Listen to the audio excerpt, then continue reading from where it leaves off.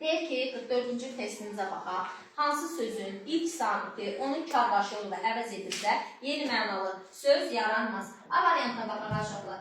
Zəfər sözü. İlk hərfinə baxacağıq. Zəfər, z-nın qarşılığı nədir? S.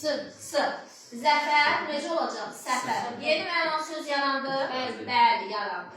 Cavabımız A variantı deyil. Getdi. Sonra hansı testdir? Zaman. Yeni. Necə olacaq?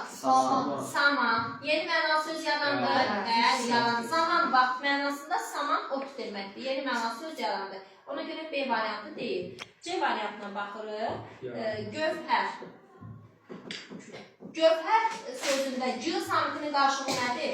Gövhər. Gövhər deyə bizim sözümüz var mı? Yeni mənalı söz yaranır mı? Xeyr, yaratmadı. Hansı variantı? Cavabımız C variantıdır, amma o biri variantları da yoxlayaq. D variantına baxaq. Dələ. Necə olacaq? Hələ. Yeni mənalı söz yarandı mı? Dələ. Heyvan adıdır. Hələ də bilirsiniz necə, hansı mənadadır. Bu cavabımıza deyil. Y variantına baxırıq. Vaza. Aha. Vaza.